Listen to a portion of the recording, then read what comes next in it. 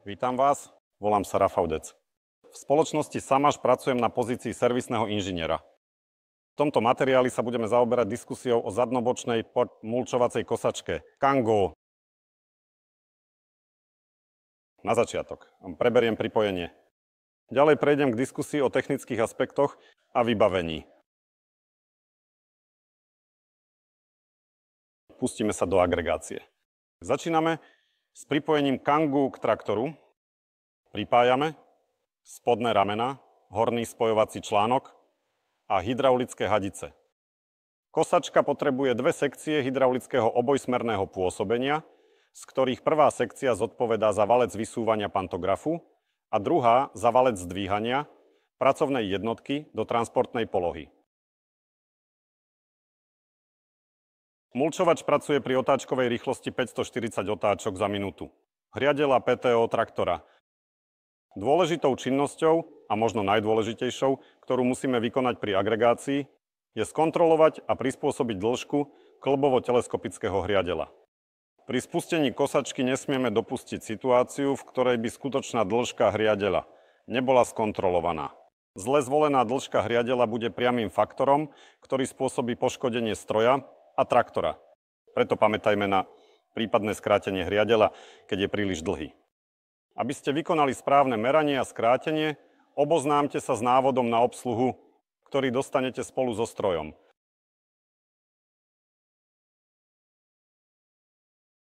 Po pripojení kosačky k traktoru musíme nastaviť jej polohu, aby hnací hriadel nekolidoval s úchytom kosačky.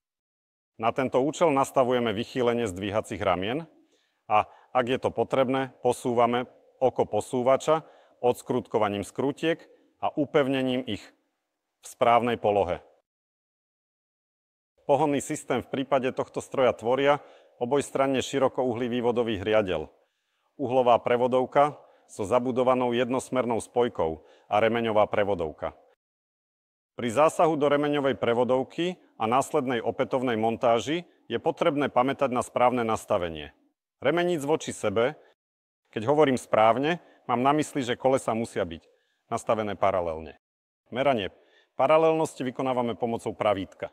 Uhlová prevodovka pracuje v olejovom kúpeli a olej triedy 80W90, ktorý sa v nej používa, je potrebné prvýkrát vymeniť po 50 hodinách prevádzky. Neskoršie výmeny oleja robíme každých 500 hodín, alebo raz ročne, podľa toho, čo nastane skôr. Konštrukcia Kangu obsahuje prvky, ktoré vyžadujú pravidelné mazanie. Mazacie body nájdete na stroji, podľa nálepky s maznicou. Zároveň je potrebné kontrolovať napnutie klinových remeňov remeňového prevodu. Správne napnutie remeňov možno zistiť stlačením remeňov silou približne 10 kg a dosiahnutím ohybu približne 1 cm. Po skončení sezóny je vhodné uvoľniť remene, čo určite pozitívne ovplyvní ich životnosť. Napnutie regulujeme skrutkou napínača. Dobrá prax naznačuje, že vyššie uvedené úkony je vhodné vykonať pred začiatkom sezóny. Kangu má v štandarde priečny posun vykonávaný pomocou valca. Stroj nastavený používateľom podľa našich odporúčaní sa musí pohybovať na kopírovacom valci, nikdy na klzných lyžiach. V závislosti od individuálnych potrieb používateľa je k dispozícii nastavenie výšky kosenia. Nastavenie výšky realizujeme zmenou polohy kopírovacieho valca. Odskrutkujeme upevňovacie skrutky, vyberieme požadovanú výšku a nakoniec priskrutkujeme predtým odskrutkované skrutky. Na zvolenej výške kosenia, analogicky na oboch stranách kopírovacieho valca. Vďaka použitiu pantografu a otočného mechanizmu má Kangu široký rozsah práce v dvoch rovinách, čo ho robí ideálnym na kosenie okrajov ciest, svahov a zelených pásov. Mulčovač má mechanickú ochranu, ktorá pri náraze na prekážku odkloní rezací mechanizmus dozadu. Pri sklopení kosačky do transportnej polohy musíme pamätať na to, aby zabezpečili pracovný mechanizmus proti nekontrolovanému spadnutiu pomocou blokovacieho čapu páky.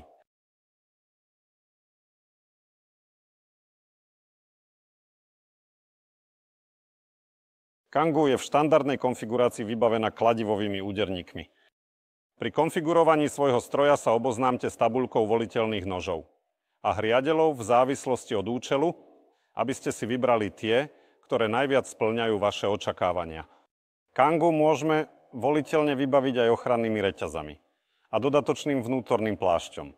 Dbajme o to, aby pravidelne kontrolovať hriadeľ s kladivami, s cieľom zachytiť akékoľvek jeho vibrácie.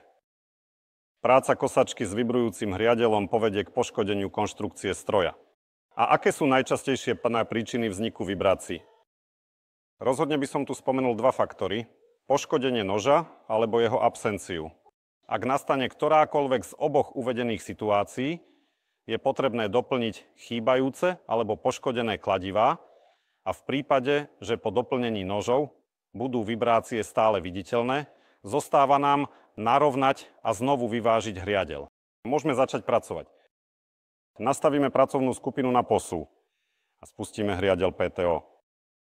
Začíname proces zvyšovania otáčok na traktore, pričom postupne a opatrne zvyšujeme rýchlosť otáčania hriadeľa. Naším cieľom je dosiahnuť presne 540 otáčok za minútu na hriadeľi, ktorý vychádza z traktora. Tento proces je dôležitý pre optimalizáciu výkonu a efektívne využitie traktora pri rôznych poľnohospodárskych činnostiach. Počas tohto procesu je nevyhnutné sledovať a kontrolovať všetky parametre, aby sme zabezpečili bezpečnosť a efektívnosť. Zvyšovanie otáčok musí byť vykonávané s maximálnou presnosťou, aby sme predišli akýmkoľvek mechanickým problémom alebo poškodeniam. Je dôležité, aby operátor traktora mal dostatočné skúsenosti a vedomosti o tom, ako správne manipulovať s ovládacími prvkami, aby sa dosiahli požadované otáčky bez rizika pre stroj alebo jeho okolie. Tento proces je kľúčový pre zabezpečenie optimálneho výkonu a dlhodobej spoľahlivosti traktora. Okrem toho je potrebné venovať pozornosť aj vonkajším podmienkam, ako je terén a počasie, ktoré môžu ovplyvniť celkový výkon a bezpečnosť operácie. Operátor musí byť pripravený na rýchle reakcie v prípade nepredvídaných situácií, aby sa minimalizovalo riziko nehôd alebo poškodenia zariadenia. Týmto spôsobom zabezpečíme, že traktor bude pracovať efektívne a spoľahlivo počas celej doby jeho používania. Ďakujem za váš čas. Pamätajte, aby ste sa pred začatím práce oboznámili s návodom na obsluhu. Dovidenia.